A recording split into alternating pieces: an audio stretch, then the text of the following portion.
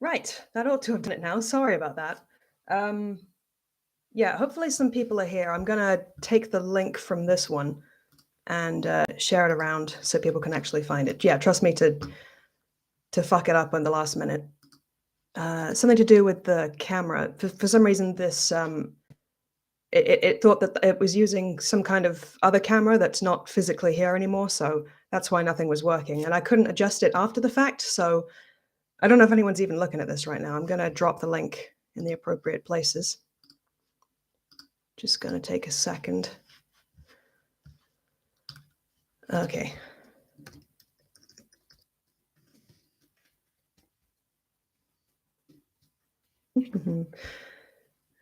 On V.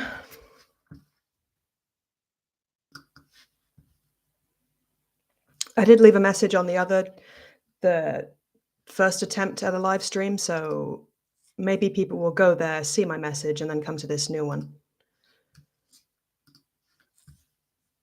We can but hope. I don't know what I can do on Instagram. I guess I can change the link that's there. So yeah, here I am broadcasting from the place that I am renting. Yeah, surprise, surprise. Not in America anymore. Haven't been for a little while actually, and I'll get into the reasons for that as we go on. Edit this.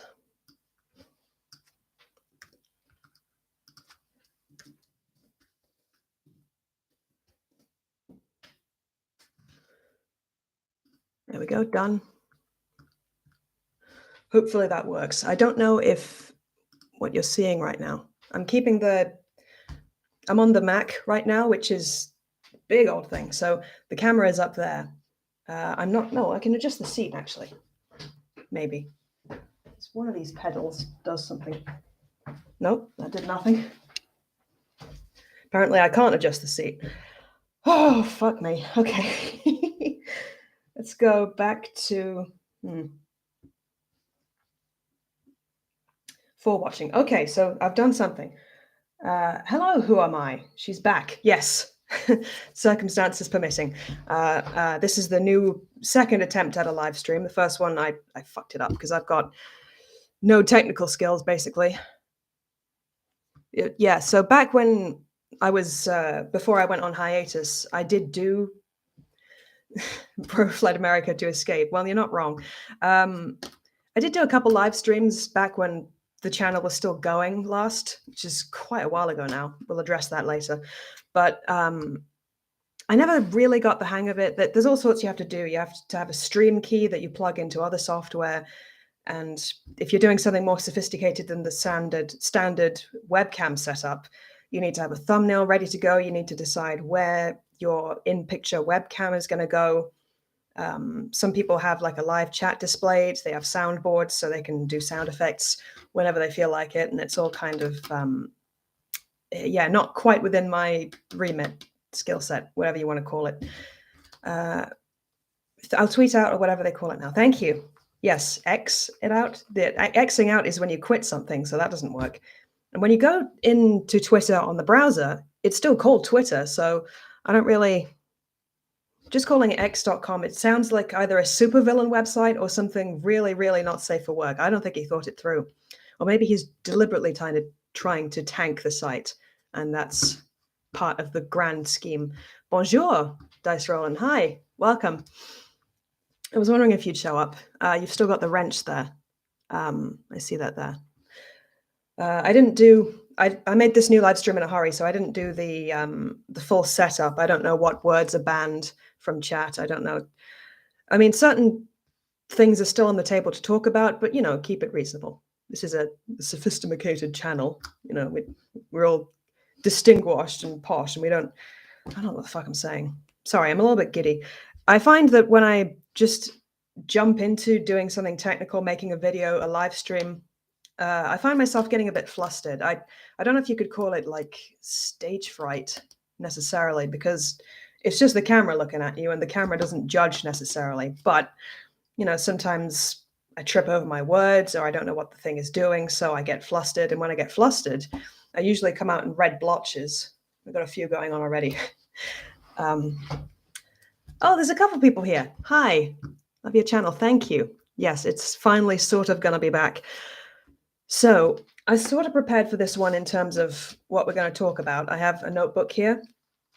So just to keep me on track, basically, or remind me what the hell I'm supposed to be talking about. You may have questions of your own, so we'll address those as they come. How are you guys doing? Did you enjoy summer? I was actually here for the summer. Although actually, well, I mean, I was working until fairly recently, and then around the beginning of May, I lost that job. So luckily, I didn't have to continue doing it dressed, all in my full black uniform, running around frantically in that weather. So, blessing in disguise, really. I mean, at least they let us wear black. It was a restaurant job, like public service, customer service. So I'm glad they didn't have us wearing white like they do in the more well-to-do restaurants. Not that the place I was working, well, mid-range prices, I would say. But I'm too messy and clumsy to wear white. It's a disaster. And the managers, they wore black too. The general manager got to walk around in light blue. So good for him, I guess. But I definitely couldn't do it. Never worn white in my life. Well, unless you count the Beetlejuice jacket, which I have here for some reason. Didn't want to put it on, but in case I spill something on it, but it is there. Let me look at the chat. I've been waiting all year for this stream. You didn't know it was coming. You didn't know if I was alive or dead, technically. So I don't necessarily enjoy summer. I just lurk in the shade. Lurking is one of my favorite things to do. Yeah, absolutely. You're onto a good thing there. You can enjoy the summer from a distance. You can, what is it John McClane says? I love sunlight, but only when it's on a postcard. Yeah, you can enjoy it and not necessarily want to be out in it and frying yourself to a crisp. Yeah, we're all lurkers, apparently. That's just what we do. This is that kind of channel. We're all just, on Facebook, I'm on this group called Goblin Posting or something like that. What is it called? I'm going to look it up. I think it's Goblin Posting. I don't know, but it's very much the aesthetic of, yeah, we're just weird, cranky, not, traditionally attractive looking people, and we make mistakes and we're clumsy, and the hell with it. We just lean into that now. Like, I don't know. I've tried all my life to be the kind of put together, organized, elegant kind of lady that, same as most of the women in my life aspire to be, but I physically can't do it. Too absent-minded, just can't do it. It's not in my blood. And I think the sooner you come to recognize that about yourself, the better you know yourself, the happier you're going to be, I think. So yeah, I think that's a bit out of my range, but I've made peace with it. Everyone is saying hi. That's nice. Being a teenager in New York City is overrated. I've never been a teenager in New York City, but I will take your word for it. Glad I'm not missing much. I wonder what makes you say that, though. Is it the weather? The summer weather? I've heard things about New York City being an absolute nightmare around Christmas time. Like, you can't walk. It's just penguin waddle for like 40 minutes at a time. You look nice. Thank you. You sound nice in the chat. I'm sure you look nice, obviously, but I can't physically. I'm going to offend someone if I keep going like that. Thank you. I try. I don't know. A lot of the time, I simply don't bother. Like, if I'm on a stream, I bother, but it's because I don't want to scare any humans. I say that like I'm not a human. I'm rambling. I'm sorry. I'm kind of, like I said, I'm giddy. I'm excited to be here and be talking to people. I missed you and Braggett. Looking forward to your upcoming videos. Not so much Killjoy or Spoilsport. Yeah. My husband has also said that Braggett is his favorite of the three of us. Although, yeah, I don't see... Killjoy's a little bit of a downer. I get that. And she doesn't try quite as hard. Seems like fun going to high school in New York City, but it's rough unless you like huge crowds and weed. Which, if you do, that's also fine. Yeah, that doesn't sound like my idea of a good time. I'm not massively opposed to weed, but it does nothing for me, so I don't indulge.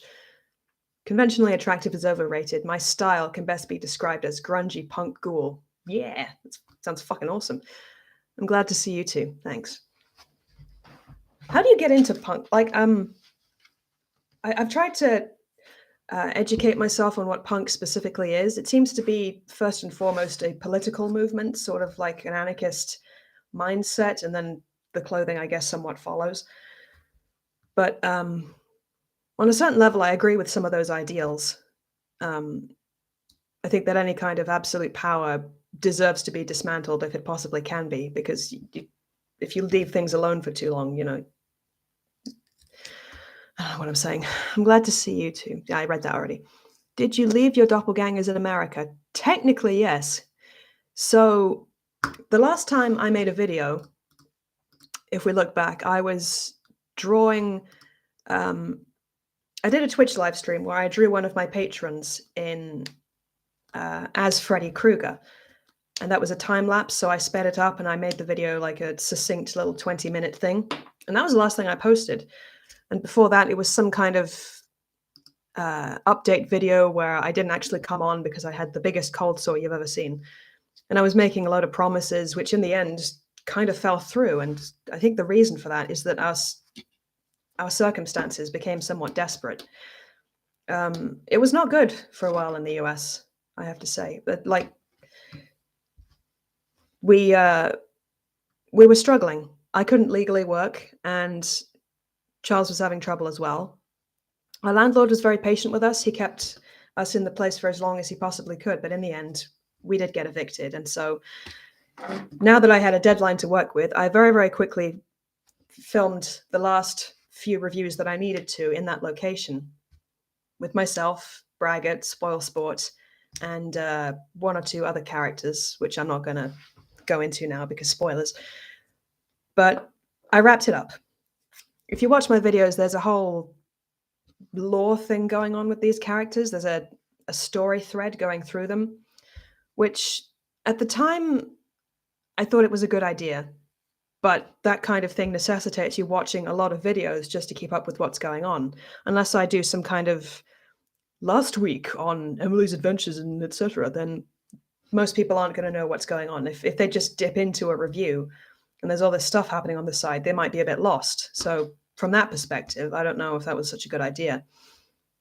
I do know people kind of liked the characters, but at the time I was struggling with it a bit. In a post like Channel Awesome world, I was thinking, maybe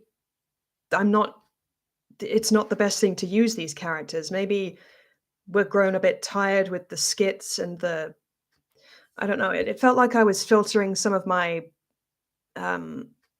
opinions about films on either side of the spectrum, good or bad, these extremes of opinion, that I was putting them in there filtered through the perspective of a character who didn't really exist. And I didn't know if that was such a good idea. And again, like Doug Walker and his team have kind of, I think people view that sort of thing as a bit cringe now if it's done the wrong way. So that's where I had some concerns. You're one of the first people I ever subscribed to, and you've always been very kind to me in the comments section. Well, why wouldn't I be kind? You're great. And thank you for saying that. I'm glad that you've stuck around and that you are still subscribed and watching. I appreciate that a lot. I'm learning punk culture as well, kind of the duck the man, make your own fashion, lots of colorful stuff. Yeah, sounds good, man. Oh, hey guys, a couple more people turned up. Hey, Patrick.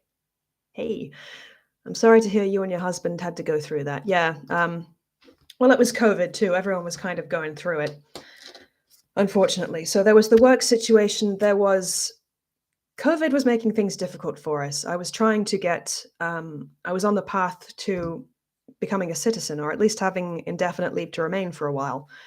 But the paperwork, the process was kind of slowed up by COVID, and there were hiccups along the way because I submitted some forms with my maiden name and some with my married name. And on my passport, it was still the maiden name. So that made things a little more difficult.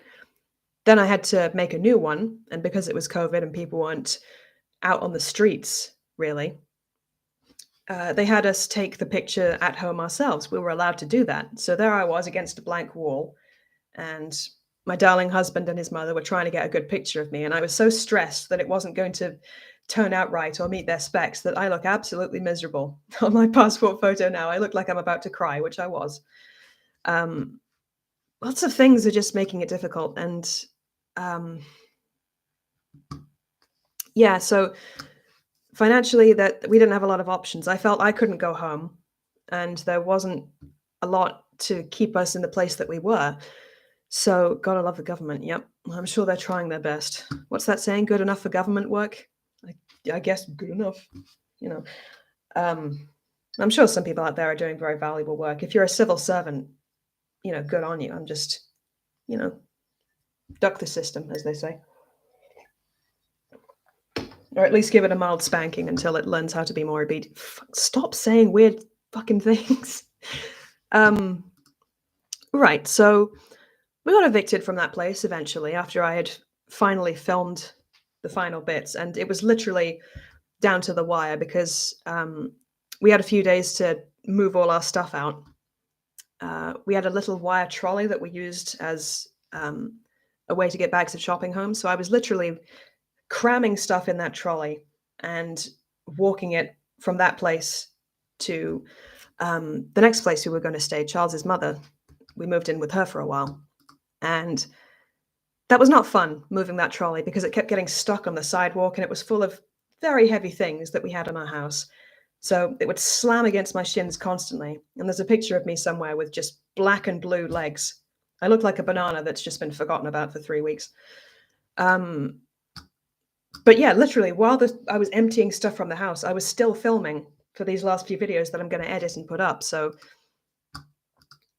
yeah, it was all a bit.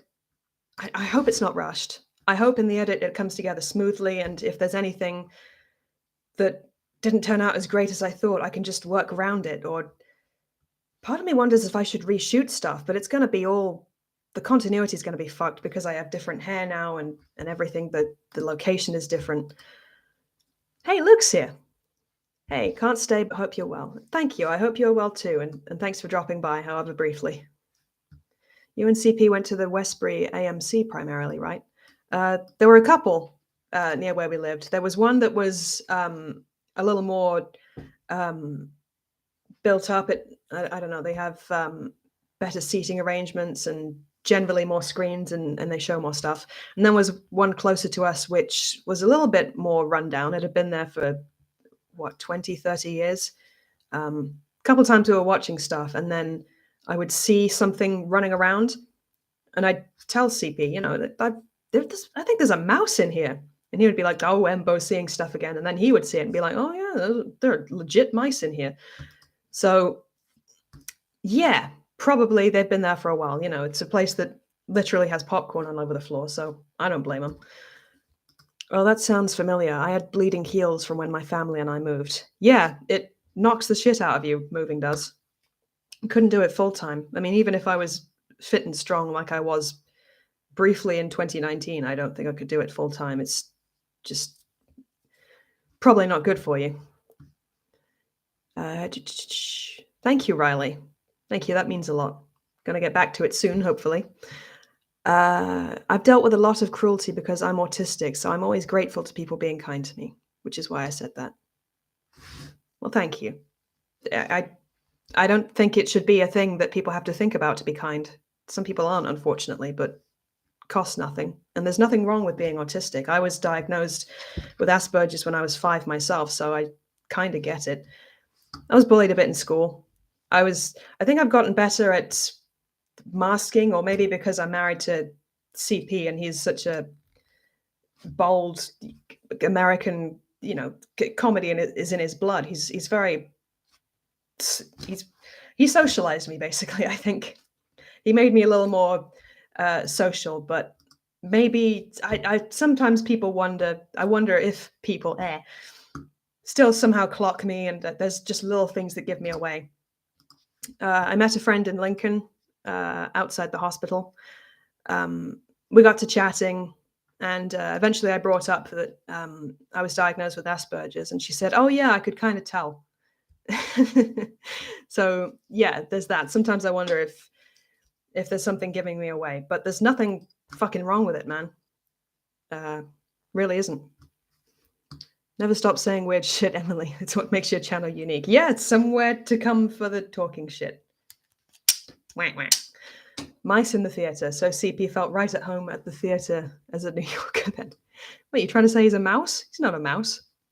My mouse. If all else fails, blame CP.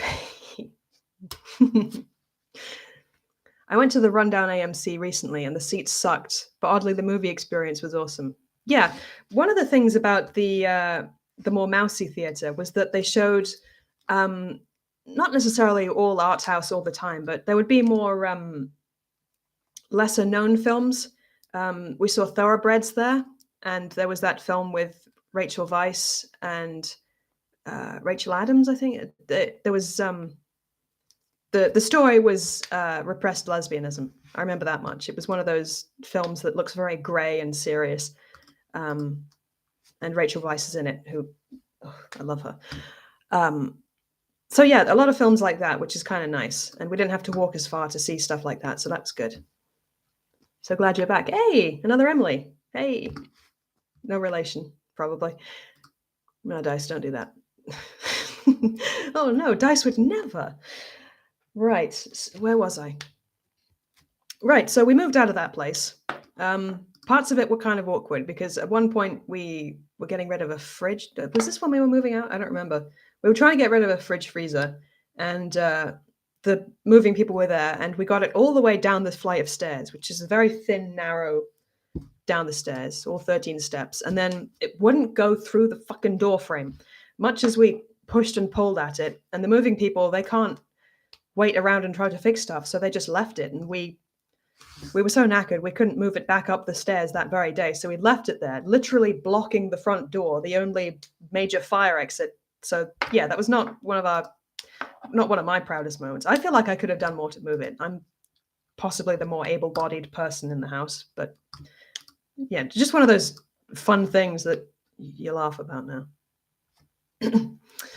I was diagnosed with Asperger's too, so I appreciate you opening up about that. Yeah, no worries. My mother told me when I was about 10, I think. She told me when I had a friend around at the house. She just kind of sat me down on the grass in the front garden while friend was there and explained it to me, which I don't know if that was the best idea. It might have freaked the friend out slightly because we were 10 and, she was kind of like, what the fuck is going on?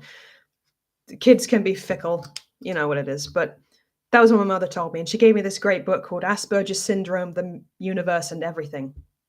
Asperger's Syndrome, the Universe and Everything. There, I said it right that time. It's about basically the life of Kenneth Hall, the 10-year-old who wrote it at the time, about his experience with different aspects of Asperger's syndrome, the sensory difficulties that he has, the workarounds that have worked for him in his life, and him taking and passing the maths GCSE at age 10, which is fucking phenomenal. It was a very cozy book.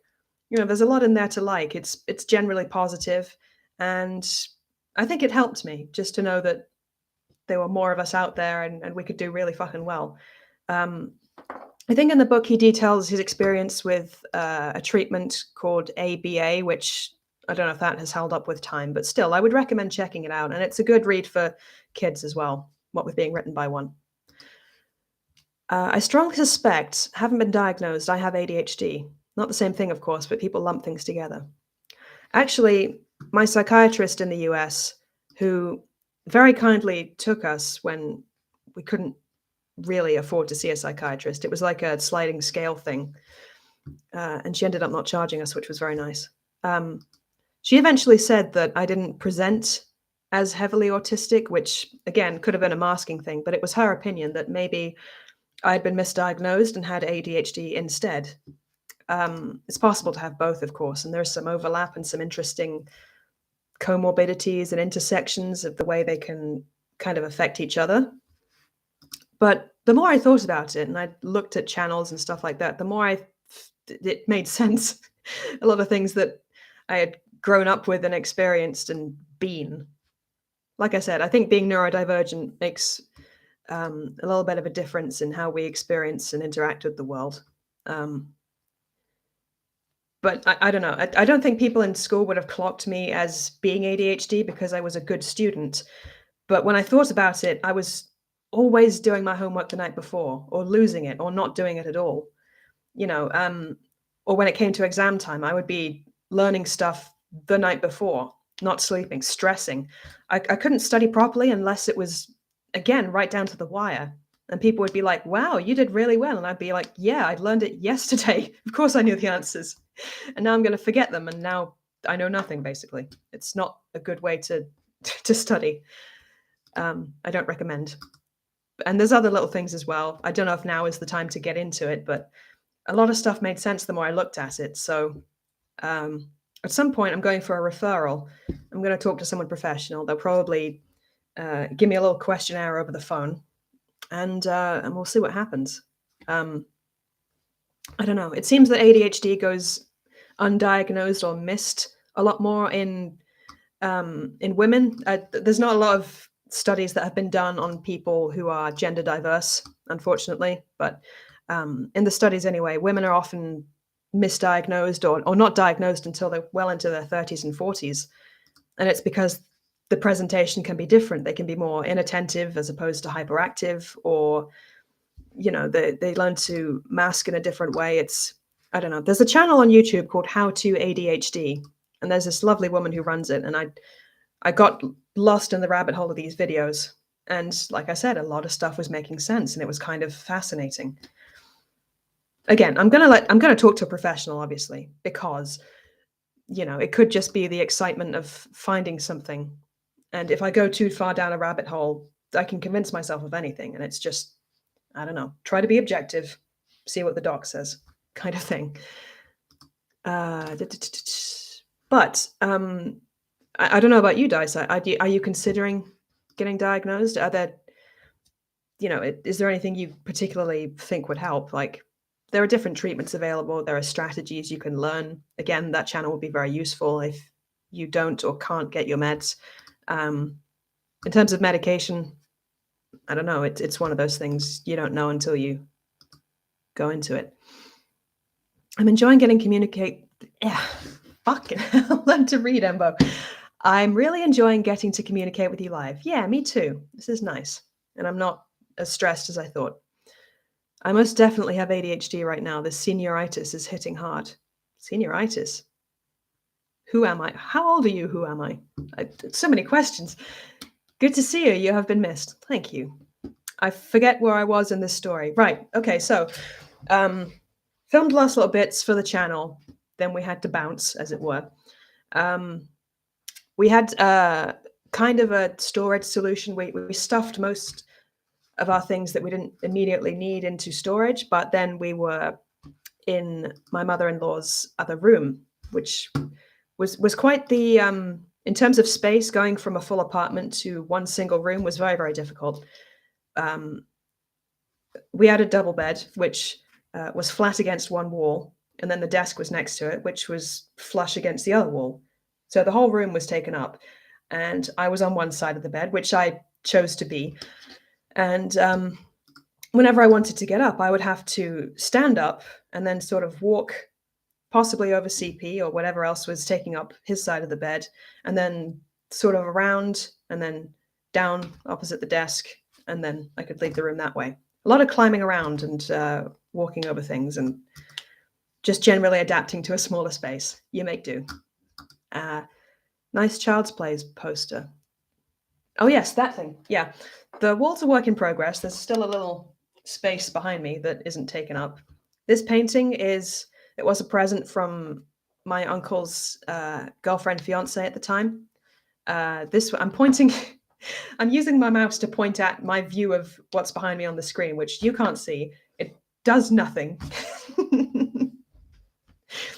Okay, so this, everything apart from this belongs to CP, basically.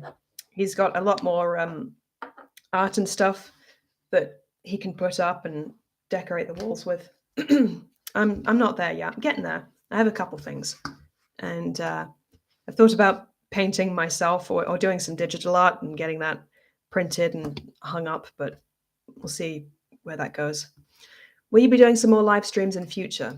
Possibly. Like I said, I'm not very technically minded, so it's a little bit of a faff and I might get stressed, but I'm open to it, and it depends what we want to discuss. I'm still going to be reviewing movies. Um, I'm not an avaricious consumer of horror fare because, um, again, I don't know if that's an inattentive thing, but uh, consuming movies for long stints of time, compiling my thoughts on it, giving that to an audience, and all the while, like, I've still got a huge list of films that people recommend to me and that they're on a to watch list. Some of them are legit requests, which I'm also going to address in a second.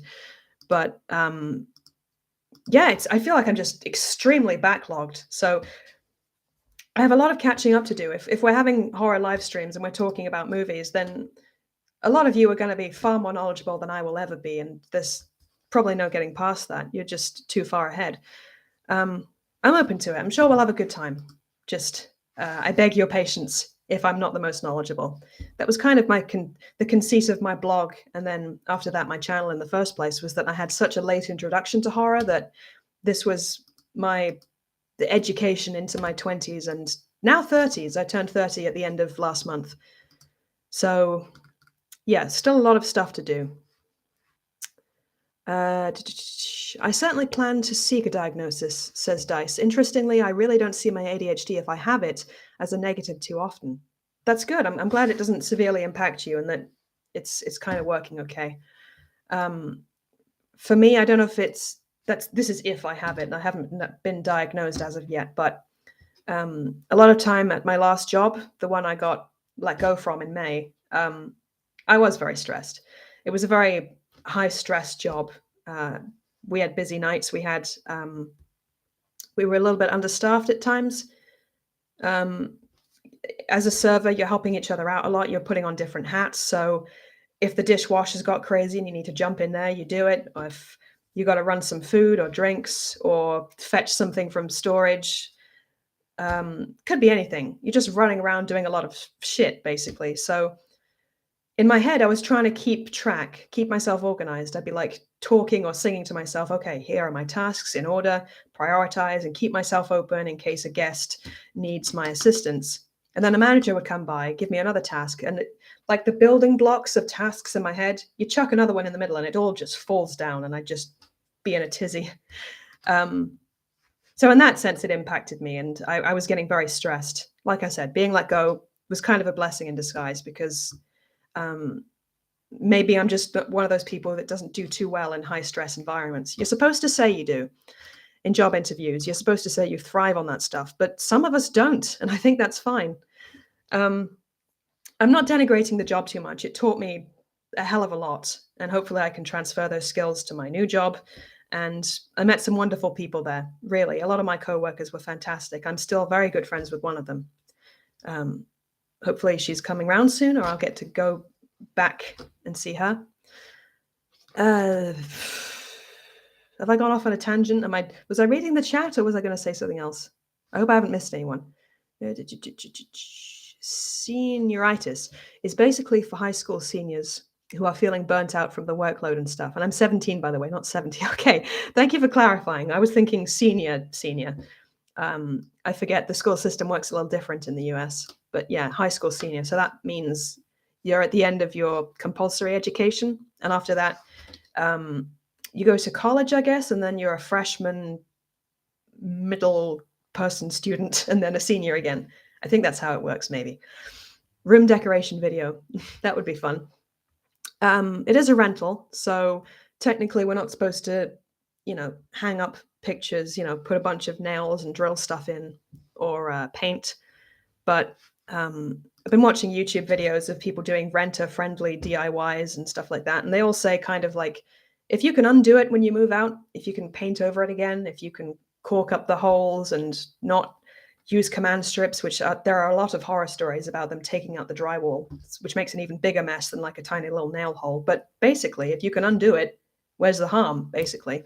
So if you're in a rental and your landlord is sort of accommodating, then that works great. In terms of decoration, yeah, I don't have a lot of art at the minute. I've been trying to spruce up the sofa and make it a little more cozy. I don't know. I might broadcast from the sofa because it's a corner sofa. So You can sit in the middle, and yeah, that might work. Or I don't know. I still have the backdrop from the last place, the Halloweeny canvas looking thing. Or I might make a new one. First I was in my grandparents' place with the red and orange butterfly wall and a little gallery of picture frames behind me. Then moved to America and I got that Halloween backdrop. Now I'm here. We might try something different. I don't know. Keep our options open. Yes, when you point, it just looks like you're poking Chucky in the eye. Yes, now he's picking his nose. I hope you do more live streams because this has been very pleasant. Thank you. I will try, even though I'm not good at them. Don't worry about not being super knowledgeable. We're not watching for film classes. We're watching for, yeah, I've always tried to compensate a little bit with my humor in that case, because I know I don't have the horror knowledge. So again, it's just kind of popping the horror cherry, as it were, and trying to have a sense of humor about it. And I guess that's part of why Braggart and Killjoy were there. They kind of were a means to an end, someone to bounce ideas off of, and they had their own jokes. But once I edit these last 3 or 4 videos, upload them, and then we start the new era, as it were, they might be on vacation for a while, or they might come back and be slightly different. They might be wearing different clothes. Who knows? I don't mind them having a little break because, like I said, I need some time to rethink them and adjust to the new place and decide what I'm doing with the channel. There might be different approaches going on. You don't look your age. You still look young, as in early 20s. There was a very nice lady. My younger sister and I went out sort of clubbing on the 31st, the day after my birthday. And a very nice drunk woman saw that it was my birthday because I had a little badge on. And she kept hugging me and telling complete strangers to wish me a happy birthday. And she told me that I looked like in my 20s, not my 30s. And, I've always been kind of baby-faced. I wanted to say to her, well, if you think I look 20, you should see my tits. If I took my shirt off, you'd be like, oh, yeah, I see it now. Yeah, that makes sense. Because, gravity. College seniors get senioritis too. Yes, they do. That's very sad. Emily Thigpen, please don't get me started. Oh, yes. Yes, I bet. What is your favorite non-horror genre when it comes to movies? Mine is comedy. I like old school comedy. I like 80s, 90s era, like John Hughes before the quality went a little south. The classic John Hughes, Ferris Bueller's Day Off, The Breakfast Club, all those kind of stuff. Very, very strong, good memories of childhood. I was brought up on movies like that. Some of the jokes have not aged well, but the way those movies move you, you never really forget. Sorry, I ruined a nostalgic nice moment by belching. My tea's got cold.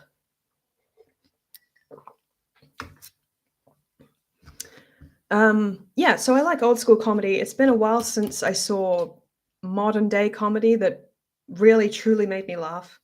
I guess the more recent example would be what was that movie? Good Boys or Game Night was really good, really strong movie.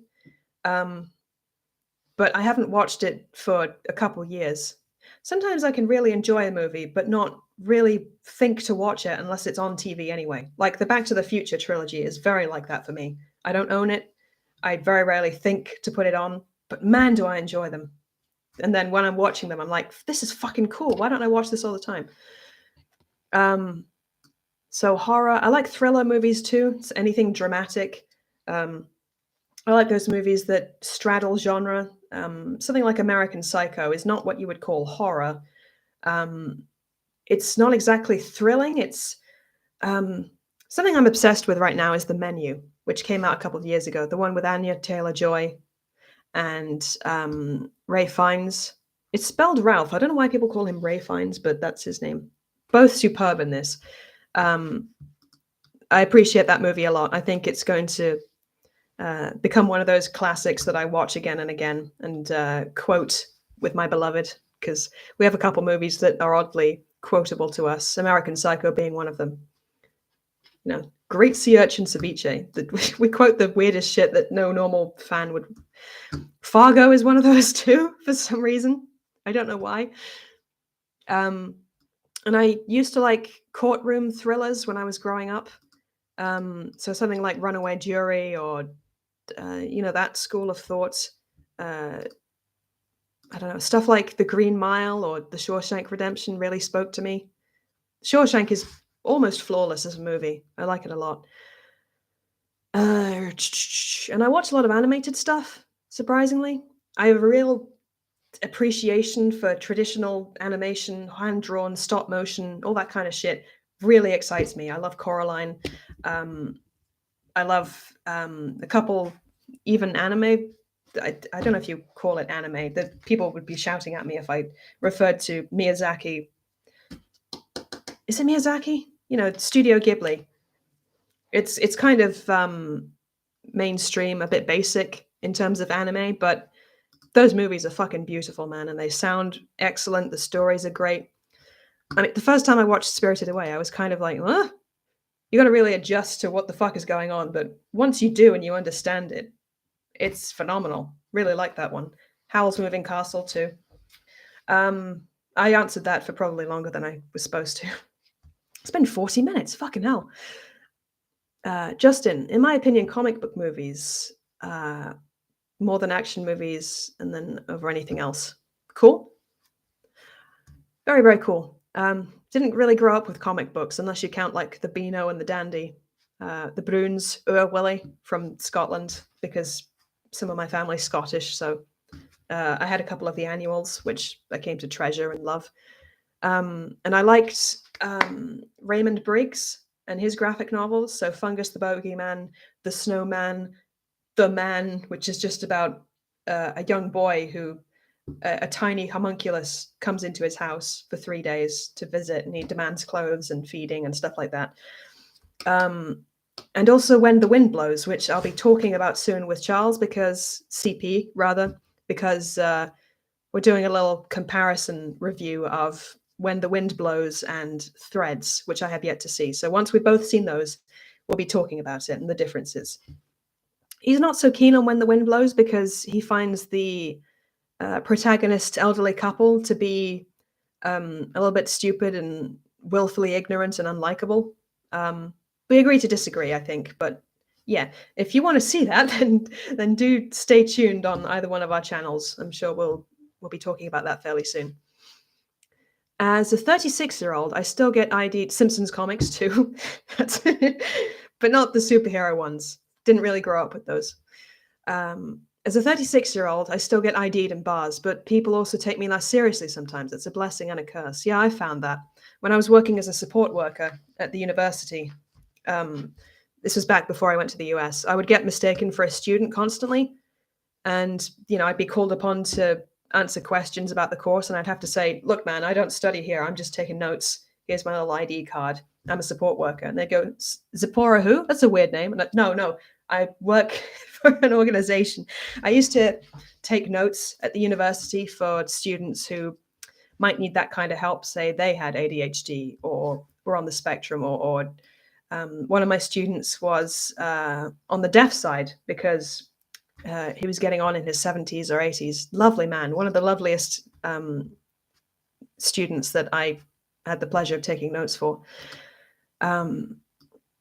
But yeah, being mistaken for younger is a little bit of a curse sometimes. People have told me that I'll appreciate it when I'm into my 50s and 60s and still looking young, which may be true. I don't know. I'm kind of excited to look more mature and maybe feel more sophisticated. I'm going for a like Mrs. Robinson type thing. I've got a few gray hairs at the front. I've got maybe 12, but they're not coming along as fast as I would like. The ends of my hair are kind of dyed. So a year ago, I put some box dye on my head. It was gray box dye. That's what it said on the box.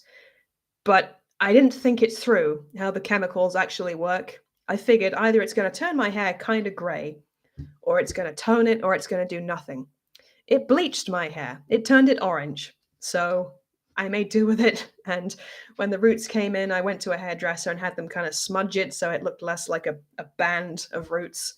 And now I've got some temporary like red stuff in there, so I think it looks okay. But it's not grey, unfortunately. I just watched Mannequin for the first time. I think I've seen some of that. It's about a lady mannequin that comes to life, and the dude who's kind of dealing with that. He's the protagonist, and I think it's a rom-com or something. I'm not sure. What's it about? Why do you like it? I assume you liked it because you brought it up, but it's one of those older comedies. So I'm interested to hear what you think. Yeah, as a fellow brunette, orange hair does happen with bleach without toner. Yep, definitely. I mean, it wasn't terrible. I'll deal, I guess. Oh, there's a comment that's held for review. Another moderator just handled this. I assume that's Dice. Thank you, Dice. I'm not used to wearing these headphones. They're digging into my ears a little bit. I don't know how CP does it all the time. By the way, I do have some lights on the desk, which if I turn them on, I think that's a little too bright. So I'm going to, whoops, my blanket's on the floor. Don't look. I'm going to keep them off for now. But potentially we could have more light in here. I just choose not to. Yeah, he just came in. Don't know if anyone has asked yet, but whatever happened to Stalker Month? I miss it. Hey there. I'm not sure how to pronounce your name because I've never seen it before. Satyendra, I assume. Please correct me if I said that wrong. Yeah, I've been on hiatus for about 2 years. I haven't produced anything. And part of the reason for that is because our situation changed and we got evicted from one place. And because we were so spatially challenged in my mother-in-law's room, which she graciously provided, we were both experiencing very severe depression at the time. I had a psychiatrist, luckily, that was helping me get through it week to week, but I was not in the place to be making videos. Filming them, editing them, it just wasn't happening. So after that, I had an offer from a family member. He knew about our situation and he said, well, you could come and live with me. So we got the means together to take a flight down there, and we stayed with that family member for a while. Long term, that wasn't going to work out because my family member was on benefits, and if I was in the house and working, then he would no longer receive those. And so for that and various other reasons, that didn't work. I moved down with my family on my father's side in Lincoln. I got that job for 7 months as a waitress, pretty much, and that allowed me, luckily, and I'm grateful to have had such support from my family because I don't think it would have been possible otherwise. I was able to save the money for a rental deposit, and that's how we ended up here. I'm not going to say exactly where I am, but it is not Lincoln.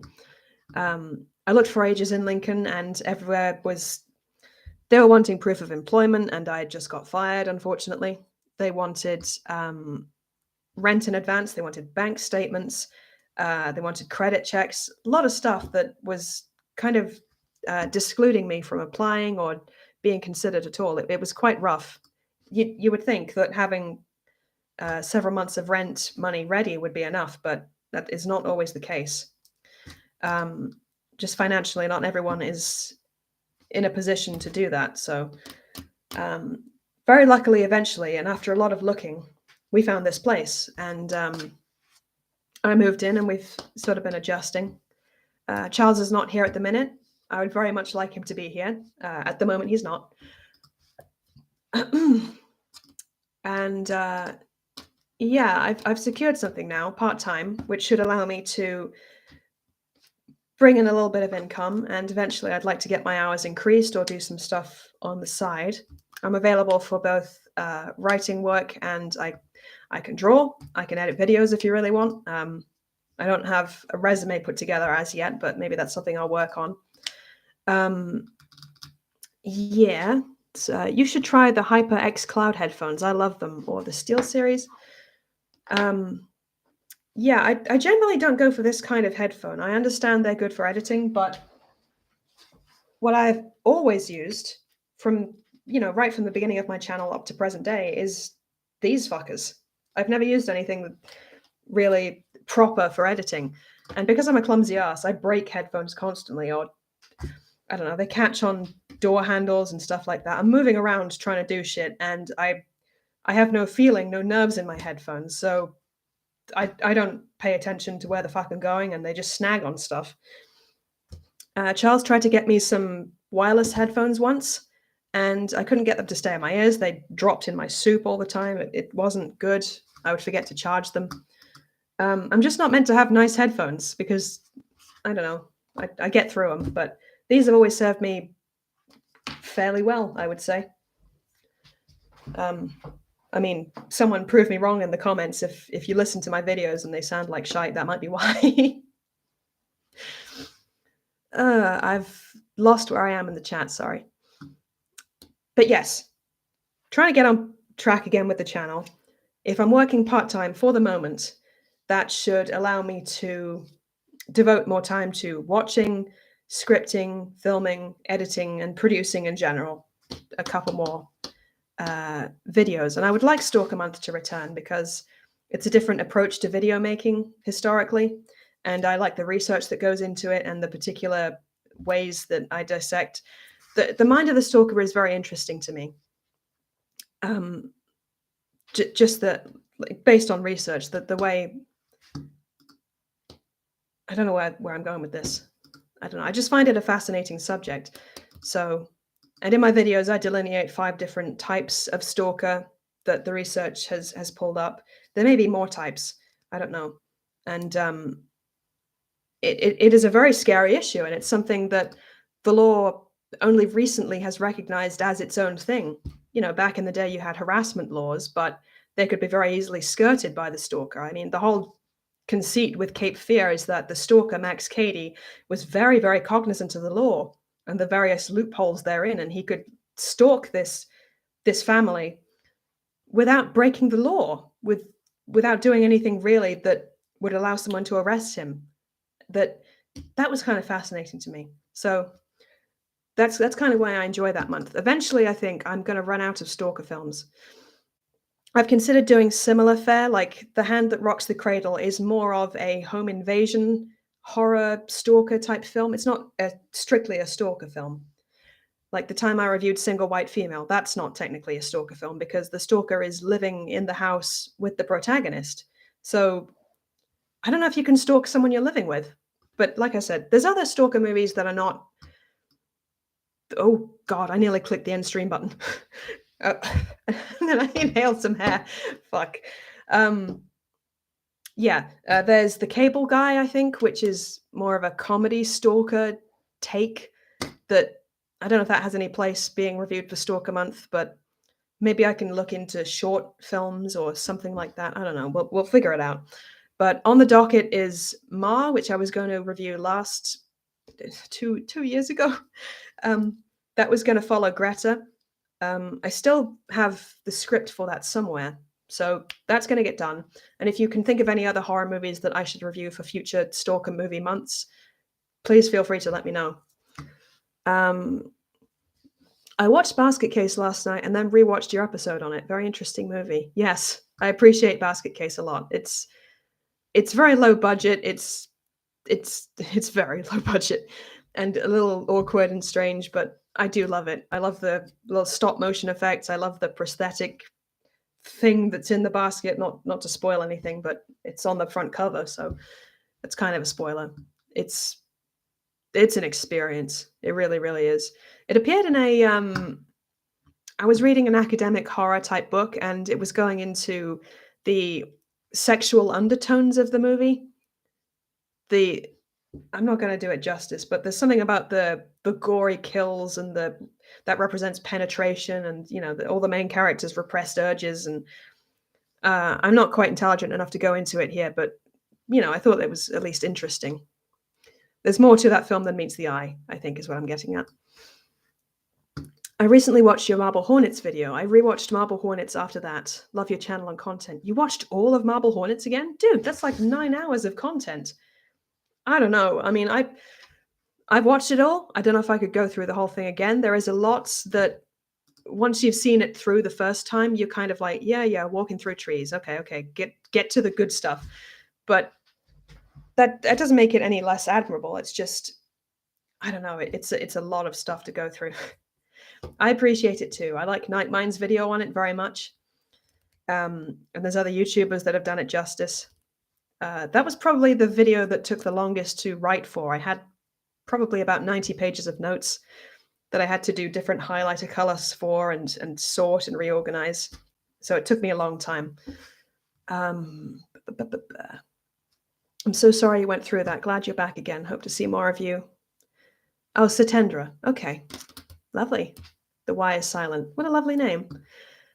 But friends and family call me Donnie. That's also nice. I like the sound of that. I can't do on-ear headphones. Mine are over or around the ear. Yeah, that's a nice happy medium, I think. I miss your content. I pray you come back, and I pray for good things in your life. Thank you very much, Funny Dylan. I appreciate that. And I am coming back. I'm going to, like I said, finish the Braggett Killjoy Lilac saga, such as it was, and we'll see where we go from there. I'm considering... Let me look at my notebook. I can't remember what I've gone over already. Yep, done that. Right, so I'm going to finish those. So I have several scripts in reserve. There's one about the horror of technology, which was going to be a video essay for my Patreon. And I've left that script alone for so long that technology has moved to a point that I can now wrap it up in a different way than I had planned.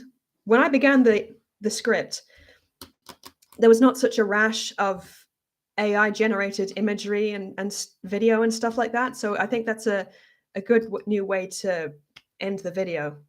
So in a way, it worked out that I didn't finish it because now there's a whole new thing that I can talk about.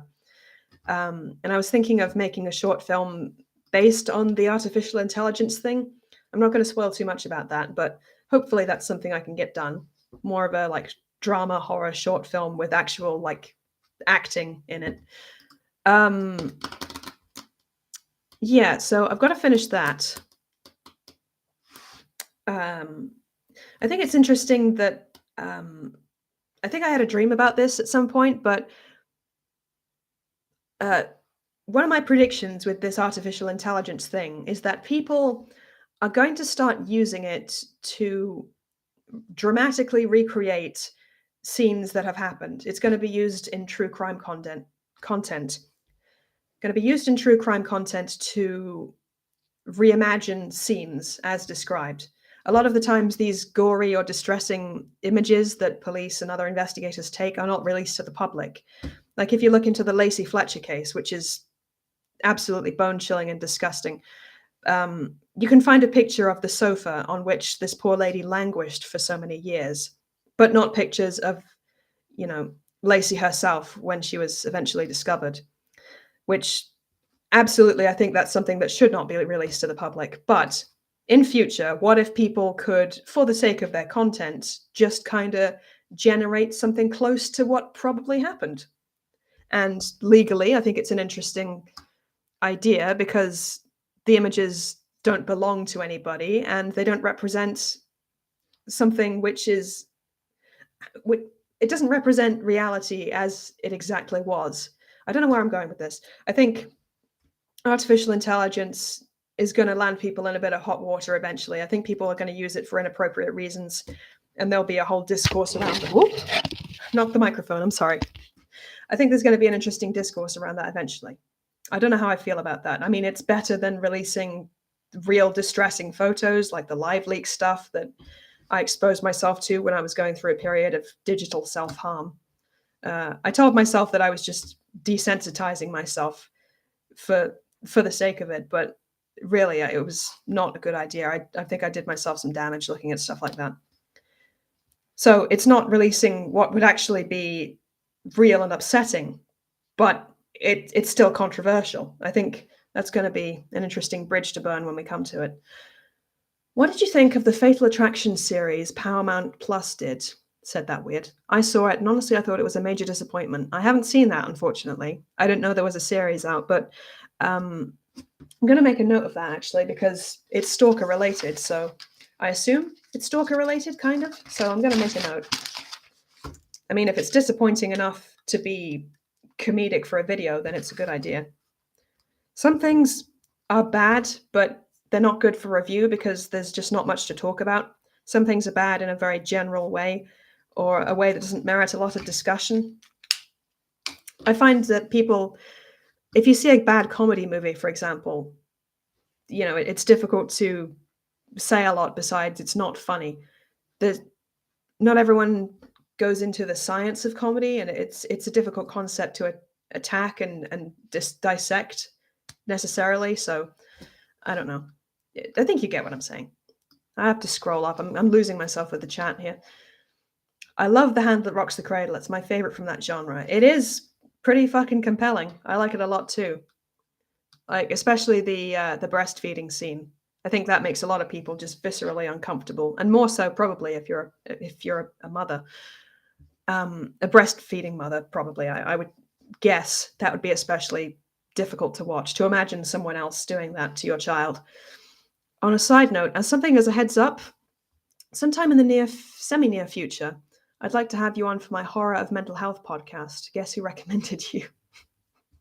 Someone who's been subject to my mental health for quite a while. Yeah, that makes sense.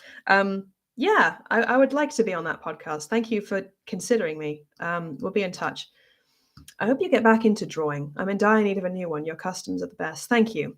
I would like to, if it's at all possible, redo yours. I did the best that I could at the time, which was hand drawing, scanning, digitally coloring with not even a mouse. I had a little trackpad thing to move the mouse with and draw. Do not recommend. But I don't think it looks the best. Even if you scan something in very high resolution, sometimes the lines can look a little pixelated, crunchy, not good. So now that I have an artist tablet and I can draw digitally, and I've spent enough time practicing to get a little better, I would like to redo one for you. To be fair, I already had you on my list in the least creepy way possible. That's reassuring. Thank you. Do you have a favorite type of movie to review? I love the single white female video. Thank you. Like I said, I've got a soft spot for stalker movies. I do like Stalker Month quite a lot. I don't know. Sometimes it's fun to attack a movie that's little old me attacking the movie. Sometimes it's fun to poke fun or break down a film that I didn't enjoy. Sometimes, like I said, there's a lot of comedic mileage in that. Other times I find a film that really excites me, and that's fun because I can channel my enthusiasm into the review and I have more fun doing it. Sometimes, I don't know, sometimes I do a little silly edit. It's the only way I can keep myself motivated to edit, is to amuse myself with jokes and little asides and stuff. Which sounds narcissistic, that I have to make myself laugh with my own jokes to keep going, but it's a necessary evil. Mannequin is very fun and is very progressive for an 80s movie because it has a positive representation of a gay supporting character named Hollywood Montrose. I think I've heard of him. Good. Glad we got some positive representation in there. I might give it a look. There's a stalker film Molly Ringwald did called Malicious. That would work for Stalker Month as well. Make a note of that. Malicious. Malicioso. Because Lisa from 1990 would probably work. Write that down. My pen's broken. I'll try and screw it on. Comes straight back off again. Lisa, 1990. Would probably work. Maybe not for Stalker Month, but would make a good review. Yeah, maybe, possibly. I did a review of Falling Down once for Patreon, which I don't think technically counted, but it was still such a fascinating movie that I had to speak on it. I feel like using AI photos... I scrolled wrong. I feel like using AI to recreate true crime photos would be counterintuitive because YouTube would still flag it regardless. That's a good point, actually. We'll see what the law says, seeing as it's simulated violence and depravity and not the actual thing. But yeah, YouTube would probably... They're a little bit trigger happy when it comes to flagging stuff. I hadn't heard of Lacey Fletcher before, so I just looked her up, and now I wish I hadn't. Yeah, very, very sad case. Very horrible. We don't know the whole story because Lacey obviously is not alive anymore, but the sheer medical neglect, it's abuse, simply. The fact that her parents did nothing for so many years, left her there to rot, is disgusting. Some people have theorized that Lacey was on the spectrum, which I don't know if that could lead to the kind of catatonia that would confine her to the sofa for so long. But even so, there should have been more intervention. She could have been saved. And that it has also been argued that she had locked-in syndrome and that she could no longer communicate or move. But if that was the case, then she should not have been able to. I mean, they found chunks of the sofa in her stomach, which she must have been eating because she was experiencing starvation. So either she was locked in or she wasn't. And if she was eating the sofa, then either she could move or her parents were feeding her the sofa, either of which is appalling. I'm getting upset about this because I think it's just such a disgusting case, and I think more common than people would assume. I'm gonna scroll up now. Hey, my husband's in the chat. Hey, Sipo, love you. Mad bitches. Yes, we are. That's a fair point. Twitter as well. Yeah. People saying hi. Hi. I think my mental health is what caused some of your mental health, to be honest. Yep, it's just like a vicious cycle, gift of the Magi kind of thing. The Fatal Attraction series has Lizzie Kaplan as Alex Forrest. Not sure who Lizzie is. Joshua Jackson as Dan Gallagher, and Amanda Peet as, I don't know these people. I'm getting old. But it's on the list. I will try and give it a look. Thank you very much for the recommendation. The casting is great, but the story choices are so bad and so left the old that it almost makes you feel like the people who made the show hated the movie. Yeah, I get the sense when I watch some things that they weren't the biggest fan of the original. That happens a lot with remakes. I mean, if you hated the movie, then why do you have it? Why are you doing something with it? It doesn't make a lot of sense to me. Having to make yourself laugh with your own jokes isn't narcissistic. Okay, got the all clear. Thanks, Dice. 2 questions. What is the deal with that non-Charles art put up artwork behind you? And where do you get the note? Sorry, delightful husband. I'll take it down. Sorry, my apologies. In a minute. I blame that New Yorker she's with. Left field. Sorry, I'm using the mic. Yeah, I tried to the other day.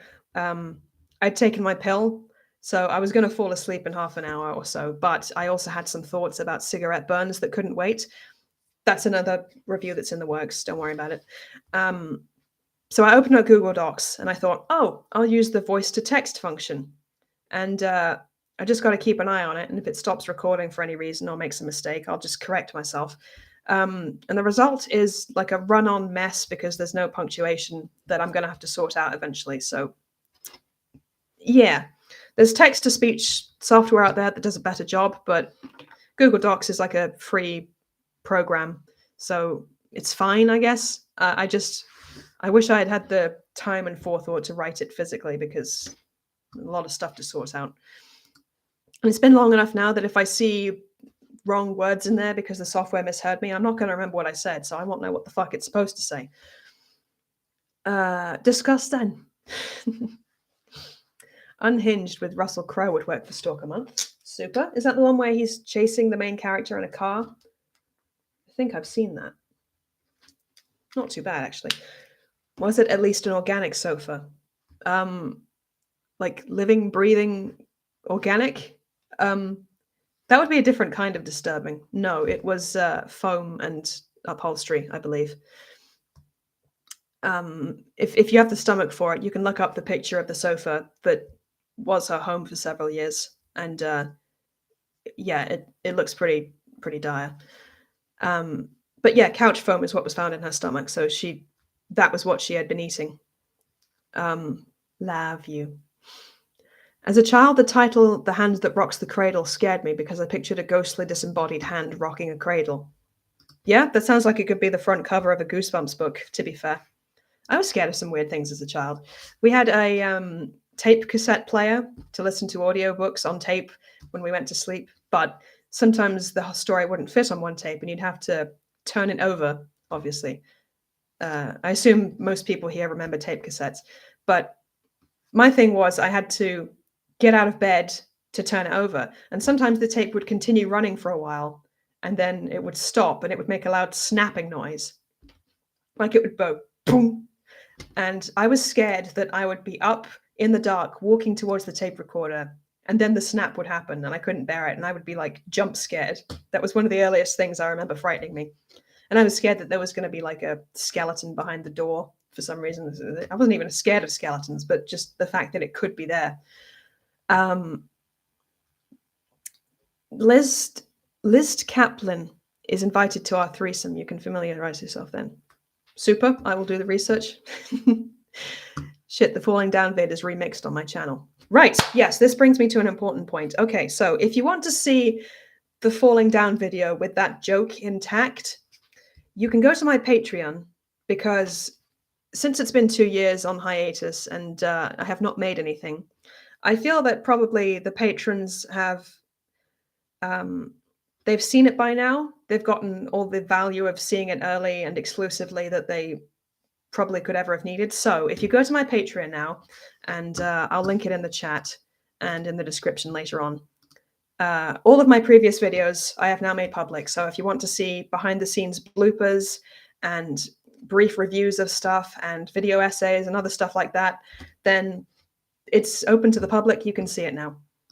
In terms of keeping Patreon going, I don't know what I'm going to be doing in future. I figured that to make it easier on myself and actually deliver on the promises I've made, you know, in terms of extra content, I'm going to keep it very simple with one tier. So you can choose to support me that small amount or not if you want to. And that one tier will comprise all the stuff that is extra that you can choose to look at. And I'm going to keep the request list there and work through it, albeit slowly as best I can until it's finally done. I'm not going to just throw the list out. I am going to try and watch these movies and finish them because I think it's the least I can do. So I'm going to get the link. Patreon. That's spelled that wrong. Hope Charles doesn't mind me doing this. I just thought it was the best thing to do. I don't actually know what my... Okay, so it's EAIH. That's another thing. Maybe I should rename the channel. I don't know. EAIH is just such a... It's not a very good acronym. Is that the word? Abbreviation. It's not very pithy to say, I find. So, Command C. And... So I think that works. So yeah, all the videos are public now. If you want something to watch while I'm editing these few videos, then you can go back and see that all retroactively, prospectively. I don't know the word, blanked on that. And I'll put it in the description when the stream is over. So yeah, it's all there for you to watch, if that's of interest to you. So the bloopers are there respective to each video that was going on at the time. What I would do is, when I had stuff open in the timeline, if there was a bit where a blooper happened, I would chop that out, put that at the very, very end. And then when the video was fully reviewed, I would save that, export it minus the bloopers shit, and then I'd publish that separately. So it was all kind of stored at the end, ready for later. But once or twice that fucked me over because I moved from one editing software to another. And then when I imported, say, the full movie so that I could source clips from that, it would just eat up the bloopers that I had put at the end. And I wouldn't notice until later. So I lost a few bloopers that way. Where am I on the chat? Shit, the falling down. Yeah, so the falling down video is on there. At the time, I did some... I did a joke that includes... a song, oh god, who was it? Tiesto. So there's a Tiesto song, Coming Home, which is in the original video, unedited. YouTube didn't, get their copyright knickers in a twist and have a problem with that. In my husband's video, he did upgrade the graphics, the visual editing for that joke is better, but the song unfortunately was affected by YouTube's copyright system. So yeah. It's a bit unfortunate, but it is what it is. Joshua Jackson was Charlie in The Mighty Ducks. And Lizzie Kaplan is Janice from Mean Girls. Fair enough. Cool. The organic sofa was on Pee-wee's Playhouse. Never mind. Never saw a single episode of that. I would. I mean, it looks sufficiently fucked up that I might enjoy it, but it just never broadcasted in the UK, so never saw it, unfortunately. This might be grasping at straws, but you could also use some Lifetime movies for Stalker Man. That's an excellent idea, actually. I'm going to write that down too. Pen broke again. I'm just going to have to fucking... Okay, Lifetime Stalker movies. I've heard that some of those are a little bit not great, but maybe therein lies the charm. We'll see. Lifetime movies? Question mark. Thank you. I'll give that a look. Stuff in the way. The actual plot of The Hand That Rocks the Cradle is far more disturbing than anything I could have imagined as a child. Yeah, I think that's something that definitely gets more disturbing as you get older. She said, gargling lemonade. Put a tattoo of one tear on your cheek. Get that prison cred. I mean, that works, right? Oh, knocked the microphone over. Fucking hell. It's on there. I killed a man. That's the link I put. Okay. As my mom says, don't get sent to prison, but if you do, establish dominance quickly. I mean, I've heard that advice.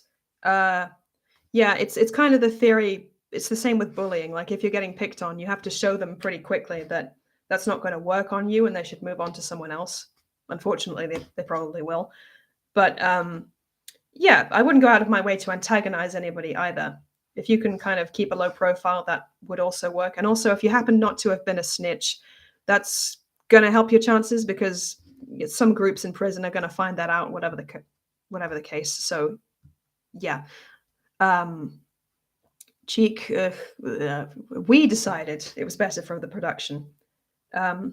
We decided, I've forgotten what we're talking about there now. Pee Wee Herman scared me as a child. I can see that. It's a little bit of a mind fuck. I've never seen Pee Wee's Playhouse. I just watched Pee Wee's Big Adventure this year. That's the movie, isn't it, right? Large Marge. That's come up on a few countdown lists of what the hell was that scenes. And it was animation, I think. It was Tim Burton's people did the animation for Large Marge's scene. So there's that. I'm more of an Ernest P. Worrell person. That's also flying over my head, unfortunately. Sorry about that. No more books, no more books. No books. It was later that Emily found out the pen was permanent. That's happened to me. I've got two sisters under the age of 10, and I've let them draw all over me with what turned out to be permanent marker, so that was fun. They were giving me tattoos. Yeah, it came off eventually, of course. I just got mild blood poisoning. The Hand That Rocks the Cradle is more of a revenge movie rather than a stalker movie, which is why I like it. Yeah, technically, it kind of is with the way the movie starts out. I mean, you kind of feel for this woman up to a point. Did you know when your dad is crying and you stab a fool and you have to go to bed at 3 p.m.? Did you know that? That's going to go over people's heads. I don't know if everyone's going to know that.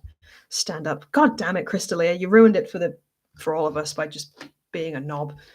Correct. I'd heard of Large Marge before seeing the movie. Yeah. Again, that infamous fucking scene. You're not familiar with Ernest? I'm going to make a list. Yeah, well, it's List City over here. This is going to be fun. I'm so backlogged at this point.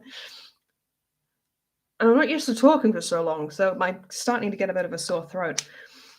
I don't know if this would be a good idea or not, but I think the Dirty John series, full of ideas today, Satendra, thank you, would work for Stalker Months as well, but is based on a true story, so make of that what you will. Dirty John series. What I've learned from based on true stories media is that pretty much the text that they show you is the only thing that you can solidly depend on. And not even that is the case, because there's that Christian Haydenson movie. Is that his name? Hayden Christensen movie? Haydenson Christian Hayde. He was in a movie called Awake, which is about the horrors of the real-life phenomenon of anesthetic awareness. But at the beginning, they fudged the statistics to make it seem like more of a problem than it really is. So I don't know, like it's fucking open season on just doing whatever you want, apparently. Ernest Scared Stupid is a fun horror movie for kids. Oh yeah, I've heard of the Ernest movies now. Yeah. I've heard of Ernest Saves Christmas. I watched the Doug Walker review on that back when it was okay to watch Doug Walker. Such a tragic downfall. I think people used to enjoy his content because he had more of a handle on the script and the character, and he was, kind of reviewing stuff he enjoyed, and he had something to say, and he was kind of funny for what it was. I think when you take it into the whole that guy with the glasses, Channel Awesome, that whole drama, that changes your perspective on things, unfortunately. And I'm not saying he was an angel. I'm not saying he was a Satan himself, but mistakes were definitely made. And like I said, living in a post-Channel Awesome controversy world, I think it has changed the way we interact with YouTube content, and we want slightly different things from our content now. Things have got a lot more long form, which I personally enjoy. I've got a lot of saved videos which are like an hour or two long that I can just kind of watch while I'm doing stuff, or to go to sleep to, or just for comfort's sake, just to have it on. And again, the whole skits, the scripted comedy thing, I don't know, maybe we've gone a little bit sick of that in modern times. I don't know. I mean, back in the day, I remember comedians like, what's his name? Steve Coogan. Their whole thing was character comedy. Michael Myers too. Like, they would do sketch comedy, but it was somewhere between that and stand-up. It was coming onto a stage as a character, behaving as that character, telling jokes as that character. And I guess it was just workshopped over several performances over a time, and it was honed and developed that way. But you can go back and look at Steve Coogan's old stuff. Alan Partridge was just one of the characters he came up with. There was one of his characters was a female thriller writer, but she was really bad at it. Like, she had no lived experience, so all of her sexy spy stuff was just happening outside of a Tesco's in Manchester, that kind of stuff. But that's kind of where the comedy was derived from. I don't know how CP feels about that. I don't know if it's kind of staid and awkward to him, or if it's like an interesting avenue. I don't know. I don't know how it intersects with his stand-up comedy experience, because there's a bit of a history or a thing about stand-up comics versus magicians, and people who try to blur the line there are kind of looked down on in a sense. Okay, and once again, I've let the chat get away from me. Ernest Gets Stupid, yeah. I'll just say, says Dice, if you're inclined for a recreational watch, go for Ernest Goes to Camp and Ernest Scared Stupid first. Sounds good. We like being scared stupid. One of my favorite Carry On films is the Carry On Screaming. Even before I knew it was homaging things, I thought it was really funny and slightly scary to me as a kid, so I really, really enjoyed it. And I think Valeria might have awakened something in me. The "Do you mind if I smoke" scene, really like that. Well, since Emily isn't familiar with our production, it just reminds me to trust my instincts. Fair. Ernest Saves Christmas, yeah, that's another I'd watch annually. It was never okay to watch Doug Walker, excuse me. Well, time makes fools of us all, doesn't it? I think some of it is nostalgia goggles, because I was watching his stuff in uni when I was very depressed and couldn't do much else except watch YouTube videos for hours, days on end. So those old reviews still bring me a little bit of comfort.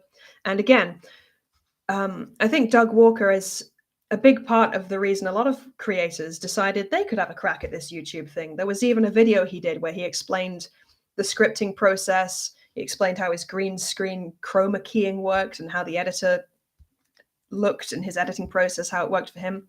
And it made it seem strangely doable for me. And it was a part of the reason I decided I was going to start making videos instead of uploading to a WordPress blog that nobody ever saw. So, I haven't, he was the inspiration for a lot of people, and we have him to thank for that. But yeah, in recent times, what are you doing, Doc? This is not funny. It's not particularly compelling. I don't know if he's even writing his own stuff anymore. I mean, late night show hosts, they don't write their own stuff. That's part of the reason there's this strike on at the minute. But I'm going off on a tangent again. Point is, he helped me get onto YouTube. So cheers, Doug. I still like some of your older stuff. Sue me. It's like a guilty pleasure. I'm sorry. It was never okay. Yeah, so that's where we are. Satendra says, oh, for a second I thought you were about to talk about shattered glass when you brought up Hayden Christensen. Also, Dirty John doesn't end with a text, where are they now thing. That's good. They're a bit cheesy, aren't they? Dice says, hey, I took inspiration from him to start my channel. I'm taking that tiny bit of positivity. Yeah, suck it, Will Screedy. Sorry. No. Are you still here? Yes, you're still here. Thank you. Love you. Nice that you're tuning in. How do you feel about the upcoming Wonka prequel with Timothée Chalamet? Okay, so I don't really know the guy, but I've seen bits of the trailer. He's leaning too hard into the whimsy, and I think part of the thing with Willy Wonka and a lot of Roald Dahl's work in general is that there's supposed to be a slight air of villainy to the man, that he's, you know, at the very least eccentric, and at the very worst, he is like mutilating children, and he's planned to do it since before they arrived there. So yeah, he needs to be slightly unhinged. I don't think anyone's going to come close to topping Gene Wilder's performance. Roald Dahl wasn't happy with that movie because I guess they changed so much, or it didn't capture what he was trying to do in his book. But I think Gene Wilder did a very good job. And Johnny Depp, I mean, he brought his own angle to it, certainly. He made Wonka a lot more uncomfortable, and he had a couple psychological issues that the film dove into. But Timothée Chalamet, I mean, I haven't seen the film. I will give it a chance. I don't think it's quite on the level. I don't know. One of the audiobooks I listened to growing up actually was Charlie and the Chocolate Factory, and also Charlie and the Great Glass Elevator. You can find both of them on YouTube in full, so I would recommend seeking them out. And it's not so much a standard reading of the book, but it's also like an audio production. They get actors in to do all the characters' voices, and it's like a play, but for your ears. So it's good. It's well done. I'd recommend it. It's good for kids. Okay, I tend to separate the art from the artist, so I've no problem watching Doug Walker. I just view it as him playing a character. His personal life is of little concern to me. I still go to Todd in the Shadows, occasionally Matthew Buck, you know, aka Film Brain. Still watch Phaelus a lot. A couple other creators. Apparently Cinema Snob has just turned into, it's come out that he's kind of the worst. I haven't, you know, done a deep dive into him yet, but there's probably a reason that Phaelus took his name out of old collab videos. So I don't know. I was never a massive fan of his anyway, but maybe one not to watch anymore. The killer from Halloween did sketch comedy. No, the other Michael Myers. They did that joke in Baby Driver, didn't they? Yeah, get me some Michael Myers masks. No, not that Michael. Oh, fine.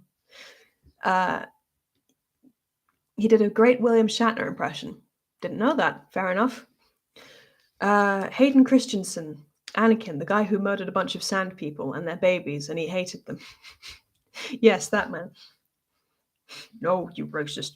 Not just the men, but the women and the children too. I don't recommend Awake necessarily, but in Film Brain's review of that, he brings up a deleted scene where one of the soon-to-be doctors who's going to do this heart surgery on him, it's actually the anesthesiologist, but in the deleted scene, he comes running down the hallway because he's late to the surgery, and he's wearing a costume because he's come from a costume party, so a Grim Reaper suit, and he's just charging down this hospital corridor dressed as the Reaper with scythe swinging. And no wonder they took it out, because that would give people heart attacks. So yeah, that gives you some idea of what kind of movie you're going into. Points to Riley Hodges. Nice cans, by the way. Good to see you out of those earbuds. Oh, these things? Yeah, don't worry. I'm taking good care of it. I'm even keeping it on the banana hammock thing over there. It's a headphone headrest, but you could probably put bananas on there. Sorry, I keep doing a thing with the scroll wheel. It's this mouse. I mean, there's no visible wheel, so I don't know what I'm doing half the time. Getting used to it, though. At this point, Doug Walker is making videos about nostalgic stuff that he didn't even grow up with, which makes me feel old, because he's now doing videos about kids' Warner Brothers, but is a little jarring.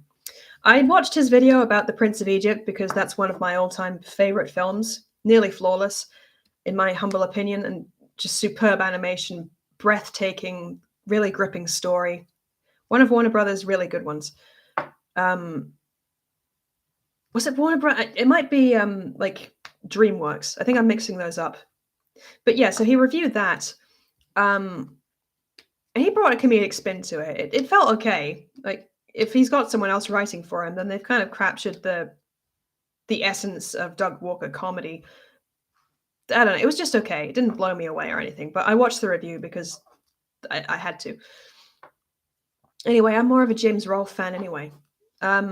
Never seen his stuff, so I don't know if it's too late to get into it now, if you really had to be a fan of him back in the day. Is my presence cock blocking your interactivity from potential simps? No, I don't think so. But I'll die trying. I thought you were the simp. I can make some sock puppet accounts if that helps.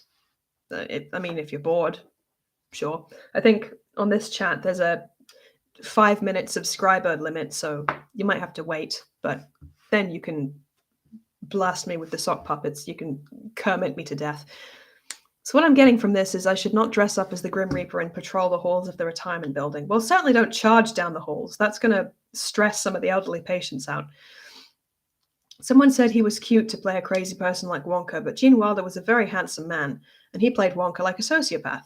Yes, I believe that it was in his contract that he had to do the walking with a cane and then doing a little flip somersault at the beginning. He wanted to keep the audience on their toes with that scene, so he was insistent on doing that. So that kind of, set up Wonka as someone who you couldn't entirely trust. It was just a little, I don't know, walking on eggshells with him. It is your actual finger, you sausage. You silly sausage. Yeah, I mean, I know that that's how the scrolling works, but I don't have my finger on a little wheel. I don't know what the fuck. My jaw's starting to hurt from talking. Was there anything else that I had to bring up on this live stream? Talked about the Patreon thing. I sort of explained what my plans were with the editing the videos and then going from there, shit like that. Anything to do with life changes, I explained near the beginning of the live stream. So if you're watching this back, then you've already seen the beginning of the video. So me advising you on this is pointless. Editing, Patreon thing is going to change. Old videos are now available, so go check them out if you feel like it. Thinking about doing just now and then some non-horror content, just chatting or opinions on non-horror stuff, if people are amenable to that. I might keep the name just as it is for now, but if it's going to comprise horror and non-horror, we might shorten it to Emily's Adventures or Embo in Horrorland or something that's a bit more abbreviation friendly. Yes, and finally, if I have any time left after all of that, I was thinking of changing the intro, maybe doing something hand-drawn, a little animated something or other. But we shall see. That's just like, that's lower down on the wish list or future plans, whatever. But Kids Warner Brothers, lol. Kids WB was a block on the now defunct WB network. Okay. Also, James Rolfe is the angry video game nerd. Yeah, I've heard of him. I get him mixed up with Cinemassacre because I've barely watched either. I used to watch the, you know what's bullshit videos, which were Cinemassacre, but James Rolfe, until fairly recently, I didn't grow up playing a lot of games. My brothers had a couple of the PS1, PS2. I think they had the Dreamcast or something because they had one of the Shrek games on there. But I didn't grow up playing games because my mother disapproved. We had the Nintendo Wii, so it was just very tame stuff like that. So watching gaming YouTubers review stuff that I'd never seen, unless they had a very strong personality or, I don't know, could make it somehow relevant to my interests, then I didn't see the point. So no James Rolfe, no, who else? The only one I still follow nowadays is Cad Icarus, and I used to follow JonTron a bit, but he's sort of moved away from game reviews now, so not so much anymore. It's been an absolute pleasure, Emily. Good night. Good night, Justin. Sorry if you disappeared before I said goodbye to you, but thank you for participating and hanging out. It's been fun. Out of curiosity, do you read chat comments in your head first before reading them out loud? In case someone says some crazy offensive shit. I've always wondered that about YouTubers. In my case, I'm just sort of finding where I left off from the last time, and I'm just, because I'm in kind of a hurry, I just go straight into it. It's probably ill-advised. So in the past, I have read a few troll comments aloud that maybe I shouldn't have, but then I know their username, so I'm kind of looking out from then on. So better than the jaw starting to hurt from other things. I mean, your jaw still hurts, so you might as well have some fun. Sorry. Yeah. Yeah, I've overdone it this time. Ugh. See you later, Justin. Bye, Justin. James Rolfe was actually Doug Walker's inspiration. They've done collabs together and are friends. That's good. Yeah, I've heard of them collabing, and I assumed it was just like a friendly rivalry thing, and not that they were actually competing. And as for who won the war in terms of still being relevant and stuff like that, I think people will more often say James Rolfe now has done that. But like I said, I've never seen his stuff. I assume he's fine. Maybe I'll give him a go. Maybe not. I don't know. Excuse me. Cinemassacre and the Angry Video Game Nerd are the same guy. Okay, well, there we go. No wonder I'm mixing them up. Don't worry, I heard you. I just wanted to get that in before you left. Okay, super. Well, again, thanks for joining. Hope you have a good night. Make the jaw pain worth it. Hashtag. I'm not putting that on my Twitter.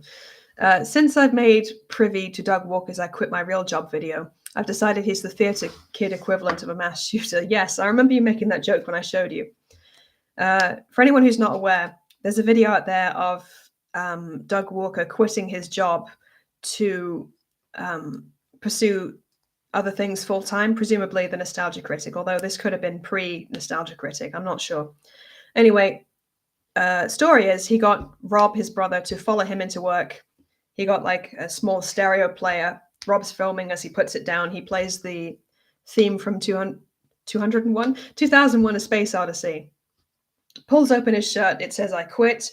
He blasts loud music as he leaves the building, and I think they try to call security on him, and then he just sort of pieces out, disrupting everybody's lunch, just sort of being not an attention whore, but you know what I mean, just being a little bit gregarious.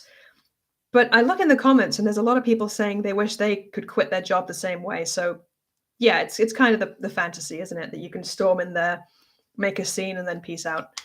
So I get it. I just can't believe he actually did it in a way.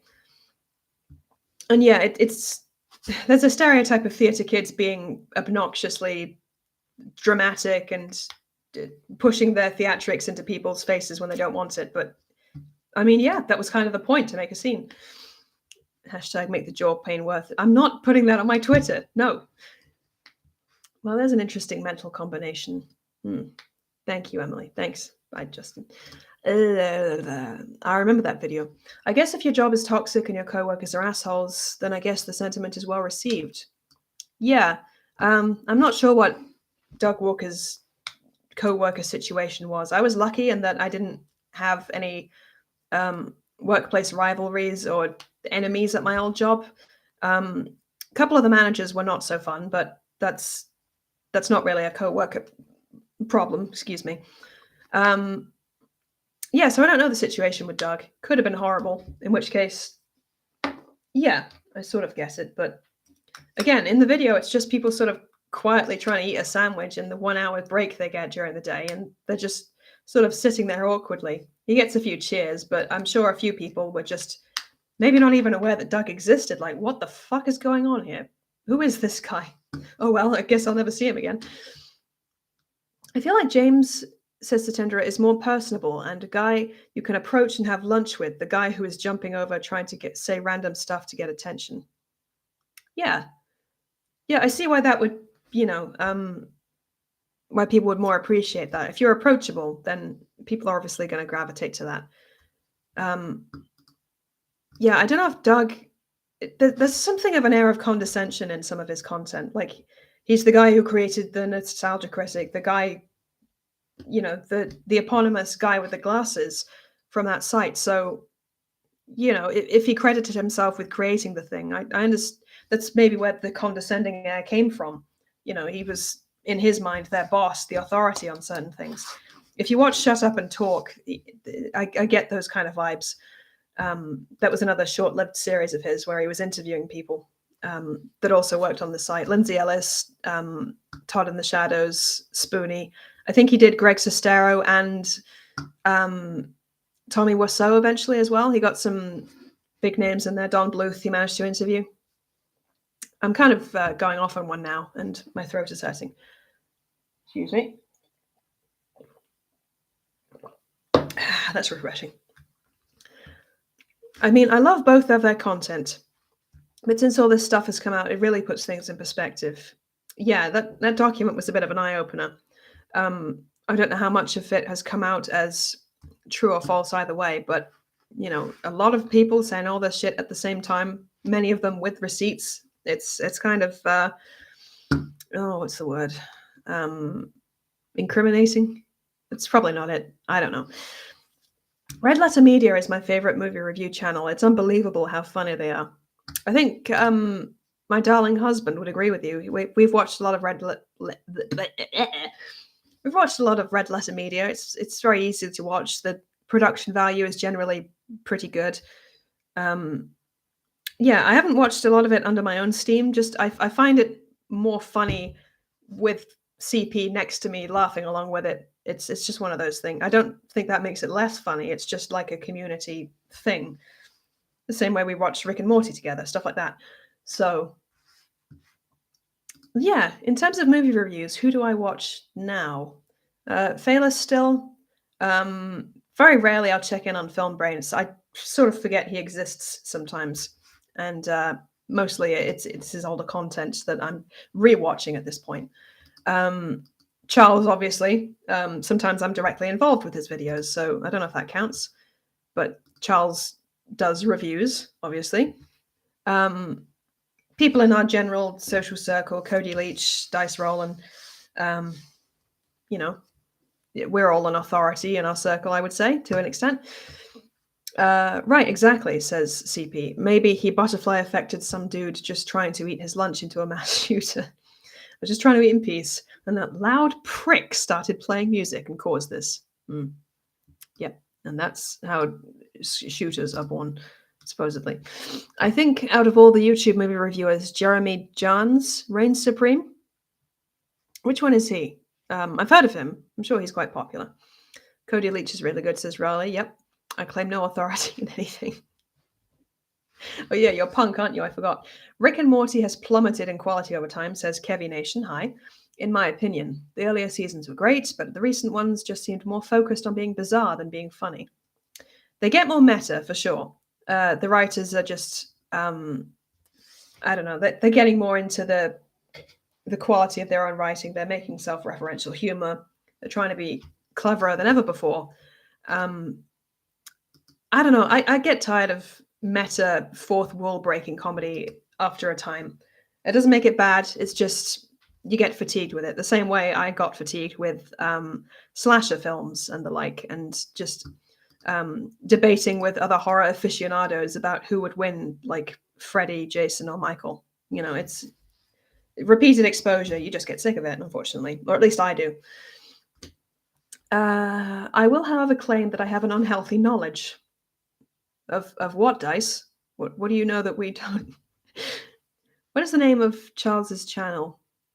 He's in the chat. He is Willis Greedia. He is Wrench. You can find him that way.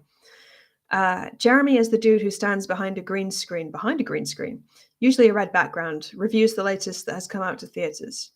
Okay, well, it's good to keep abreast of the current media shit. I'll give him a look. I don't know if there's any review in particular that you recommend, or if it behooves you to keep up to trend. If it's very recent stuff that he always reviews, then you'll really only appreciate stuff as it comes out with him. What did you think of the latest Scream movie? Did you see it? I haven't, unfortunately, and I've only seen the first ever Scream movie. In fact, there's a lot of horror franchises that I've either never got around to seeing, or I'm willfully, keeping them in my back pocket for later videos. Where am I up to with The Nightmare on Elm Street? I think I'm up to film movie 3. I've seen part of 4, but it was long enough ago that I've forgotten the plot. So maybe eventually I'll just do a video where I'm like, right, I have seen them all. Here's what I think, and just make it like an hour long and just summarize my thoughts. I don't know. I'd like to do that with Saw because I have mostly seen that franchise. Hellraiser, I've only seen the first 2 deliberately because after that, it just goes in weird directions. Although I do appreciate the spectacle of the different Cenobites, even if they're terrible. I at least like looking at them. Have I mentioned some sounding recently? I believe that falls under the unhealthy knowledge category. Yeah, that is some knowledge. Do you count that as an orifice? I don't know. That feels like the kind of knowledge that my grandparents would have to have me explain to them. They had to have someone explain to them recently what dogging was. My grandmother didn't know what that was. She thought it was jogging with your dog. So that led to a very funny misunderstanding. I mean, it makes sense, rationally, if you think about it that way. Thank you. You must watch the Scream films. They are my gateway horror movies. Again, they're very meta, and I think they depend on your having seen a lot of horror beforehand to get some of the references and the tropes that they lampshade and stuff like that. But I'll give them a chance. I mean, I'll give anything a chance, won't I? Perhaps you could do watch-alongs. I know those can be fun. Yeah, I mean, we've done them in the past. We don't broadcast the movie, but we have it, and we tell the audience to sync up at the zeros, and then 3, 2, 1, go, and we watch it that way. We started doing that with Twilight, but we had to quit after a bit for some reason I can't remember. Illness, I think. It was just brought that to an early close, that video. Scream, in my view, works really well as a deconstruction of the slasher genre. Yeah, there we go. Very meta, but also comfortable with breaking a lot of the rules and changing up the formula. I like the how it should have ended video about Scream because it takes apart the tropes that also the movie indulges in, like the unchallenged tropes, like the poor visibility mask. I don't know if the Scream movies ever dived into what a bad idea that was, but yeah, that's kind of a thing. Well, my Google history is already faked. I like the way you spelled that. According to the almighty Google, yes, that's an orifice. Do with that as you will. I've been watching Justin Wang. I don't know if you're familiar with him. He covers a lot of forbidden knowledge and tales from the internet, horror stories, just weird stories, rabbit holes, like the whole poop knife thing.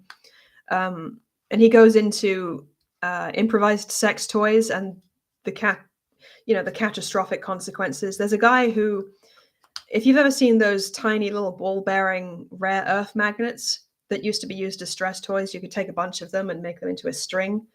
So he was playing with those, putting them up his urethra, and he fed enough of them in there that they formed a ball, like into his bladder. Unfortunately, at the other end, he had to very painstakingly extract them so that he didn't have to go to a hospital and have probably surgery to get them out. So yeah, that's some forbidden knowledge that now you know that I had to tell you. Robert Englund said if he does another Nightmare movie, it would have to be Freddy versus Viagra. I'm not watching that. You have to quit because it was Twilight. Understandable. It's not the worst thing in retrospect. I could watch it again. I watched it when I was 13 because my friend Catherine was a big fan, so I went with her and her mother to see it. And also my English teacher said I should read the book and give it a chance, which I did, and What do you think of the classic Universal horrors, Dracula, Frankenstein, the Wolfman? I like the Hammer horror productions. I like the production value, the overbearing Englishness of it all, and Peter Cushing and Christopher Lee and all the actors they keep bringing back again and again.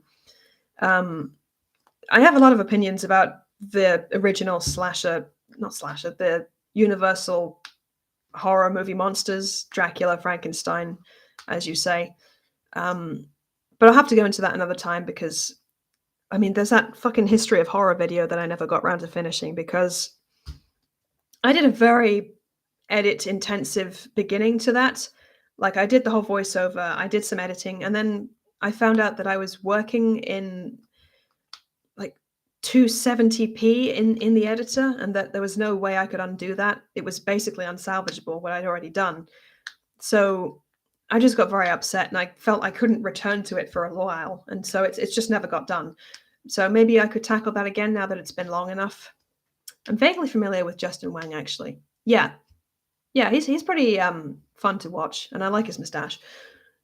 Not gonna lie, I'd watch Freddy versus Viagra. Sounds like a fun movie. Well, you can watch it for the both of us. So stoked to see you back. You've been very missed. Thank you. Hopefully, I can get these last videos edited soon and then straight back to it. I need less nightmares in my Anos movies. So I said that Anos instead of ANOES, Nightmare on Elm Street. I went for the word that sounds like something very rude because I didn't think. Sure, it's been asked, but thoughts on the upcoming Exorcist movie? Looking forward to it or apprehensive?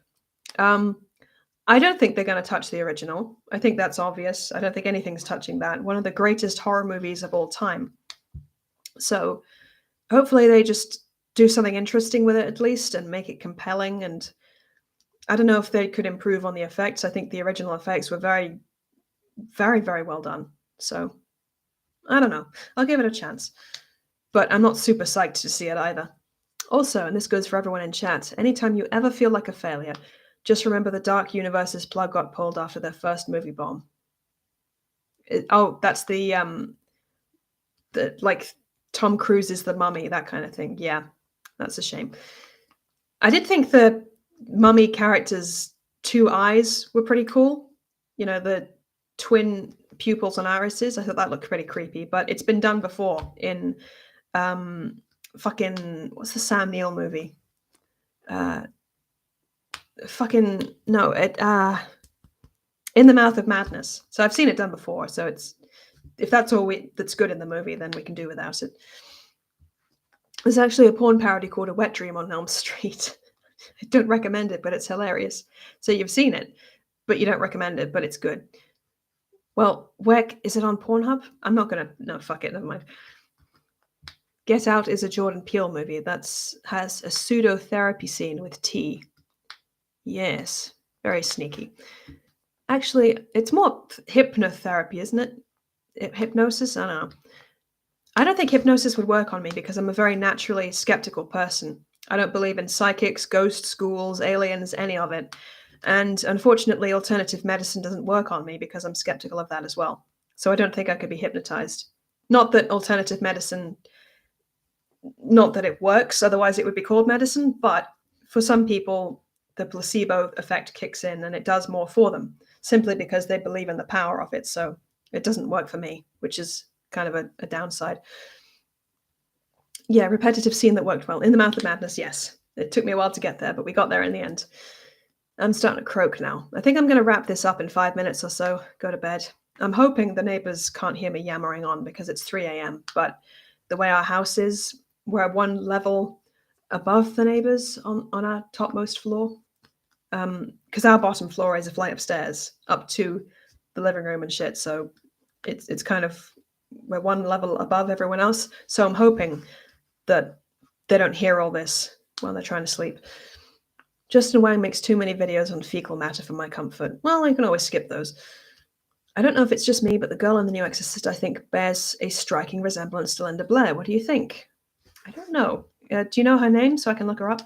Love in the Mouth of Madness. That explains the jaw ache. Love John Carpenter, period. Yeah, I like his stuff. Even the weird, like, lesser known, worse stuff. Like, what was it? I did a review of it. Liquid Jesus, Liquid Satan, whatever. I can't remember. I'm gonna have to look it up now because it's gonna bother me. I don't often watch my own reviews back, except the live streams where CP and I review My Immortal. That always cheers me up and improves my mood no matter what. So I return to those a lot. John Carpenter. Come on, it's down here somewhere. Nope. Prince of Darkness. Yes. One of his lesser known ones. It's kind of weird, but I like it a lot. I'd be curious to see if hypnosis would work on me as well. I imagine I'd be difficult in regards to that. Yeah, I guess it depends how suggestible you are or how much you want it to work for you. I've listened to hypnosis videos to kind of lull me into a suggestible trance and change the way I think, but it's never really stuck. Again, I don't know if this is ADHD, but habits tend not to stick with me. I have to consciously make myself do something if it's going to happen at all. So, but yeah, hypnosis didn't work for me because I found myself just bristling and being defensive. Like, no, my mind is stronger than this. I'm not going to be persuaded by just a little bit of soft talking and clicking and counting into things. I don't know. I found myself working against it in a way. But, if you want it to work, then I'm sure it will. Depends how far your imagination can go. Yeah, that too. Rosemary's Baby prequel's coming out, Apartment 7A. Yeah, might be worth a look. Is the original, is Polanski involved with this one? Just something people might like to know. The Bear Wench Project. It's a pretty good fucking name. Liquid Jesus is a good band name. Yeah, there's a video where Kadikarus covers a bunch of Jesus-themed games, and there's one called Jesus in Space, and I think that's fucking hilarious. But no, Liquid Satan is the character that's in Prince of Darkness. It's just this tall glass thing that is locked from the inside, and there's this swirly whirly green stuff just going round and round constantly, and there's an unspeakable entity in there that cannot be named. And it's basically Satan, the son of the devil, who's waiting to be reawakened and bring everybody through. But yeah, it's literally just Liquid Satan. That's what I called him in the review. Also, what's his face was in it? Alice Cooper. He has a cameo as one of the zombie people who's hanging around outside. Hey, Em, why don't you offer an image of a blueprint of our house, you dolt? I haven't described even where we are. I haven't done a house tour, much as some people would like that to happen. Just generally. Some people are like, oh, it's a townhouse. And I'm like, no, because I don't know, it's a weird shaped house. But I love it anyway. Accompanied by directions. Yeah, that'd be useful. Just the Google Maps link. Can you share locations on Google Maps? I don't know. Texas Dildo Masquerade. Lovely. Is that a job? Just someone whose job it is to come up with the names and not necessarily shoot or produce the thing? The weird pornography titles. As I called Cooper in the film, leader of the homeless and possessed. Yeah. He said he would be up for doing a sequel, but it's now after the year 2000, so I don't know if that would be viable or if anyone would still remember the film enough to be interested. How could I forget to suggest The Gift with Joel Edgerton and Jason Bateman? That's one of the first films that I watched when I met CP in person in New York. We were just chilling out on the sofa and just falling in and out of sleep, and we watched The Gift. And I didn't know that Joel Edgerton had differently colored eyes and that he was wearing contacts for a specific reason in the film. Not to spoil anything too much, but he's got brown eyes for a reason. Stop giving ideas, otherwise you'll be rather familiar with the stalkers genre. Coming up with names for such films is a job. I'm in the wrong career. Aren't we all? I think I'm going to wrap it up now. It's just gone 3, which means I've been broadcasting for almost 2 hours. So I think I've just about covered everything in terms of channel plans and stuff for the future. So yeah, if you're looking for something to watch, my Patreon's now open. I'm going to put the link in the description right now as I'm wrapping up. And I'll be editing, getting used to this Mac and the software therein and all the commands, hotkeys and stuff. And I'll be doing that as soon as possible. So yeah, so stay tuned for that. And probably I will be around on CP's channel, Willis Greedier. He's in the chat. And I think there's been a link if you want to go check his channel out, if you're not already familiar, which you fucking well should be. Again, Dice, let's have a chat if you want to talk about that podcast thing. Very open to being on that, and I'm willing to have frank discussions about mental health and all that kind of stuff. Yeah, thank you for tuning in. I'm ending the stream now, and yeah, see you guys all again soon. Thanks for watching. See you. Bye.